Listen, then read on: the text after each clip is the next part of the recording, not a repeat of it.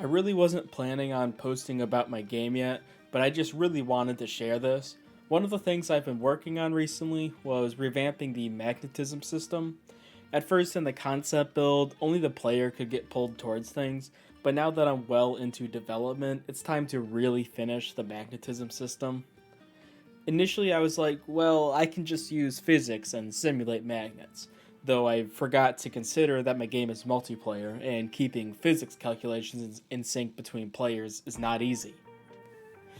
The reason physics can be hard to keep in sync is that the game on each player's computer will have the tiniest of inconsistencies, causing the computer to calculate different results.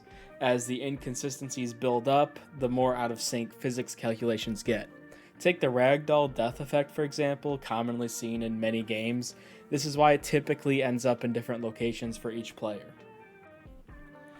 Now, are there solutions to this? Well, yeah. There are ways to keep physics objects in sync. A popular one is having only the server do all the calculations and propagate the results down to the clients. There are a lot more steps involved, but that's really the general idea. I tried a few physics solutions I found online, but for some reason I just didn't like it.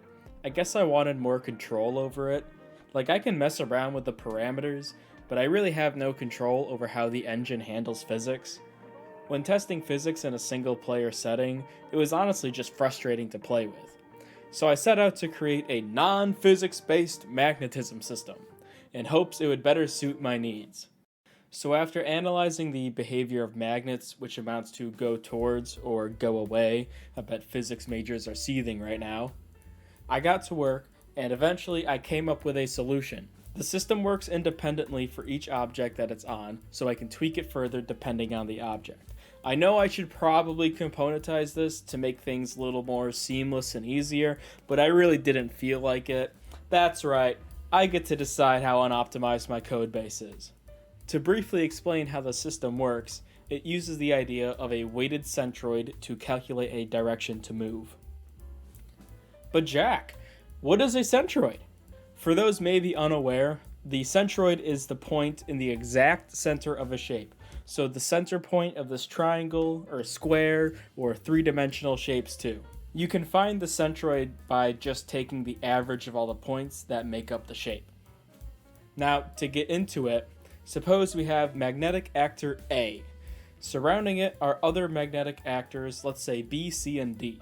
For this example, only actor A will be movable. The rest will be stationary. B will have an opposite polarity from A, and C and D will have the same polarity as A. So what should happen in this scenario is that A will want to move away from C and D and move towards B. So actor A first searches nearby for any other magnetic actors. Each actor it finds is treated as points of an imaginary polygon. The next step is to apply weights to each point, because moving the imaginary points will move the centroid point. If the point has opposite polarity, we want to go towards it, so the point is pushed away to skew the centroid towards that point more.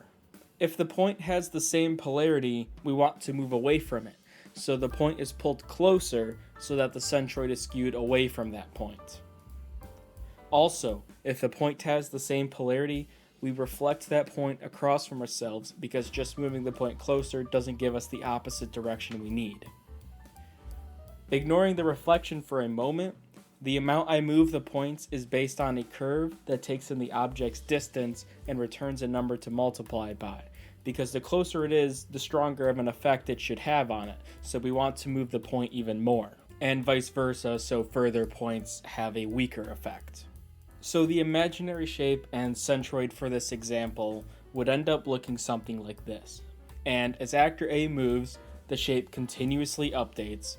Using the location of the centroid, I get the direction from ourselves, or actor A, and use that to calculate a delta vector to apply to the actor.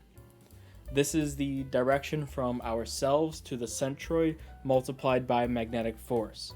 For the magnetic force, I use the distance between the actors as x-coords on a curve again, and the y value determines the magnetic strength.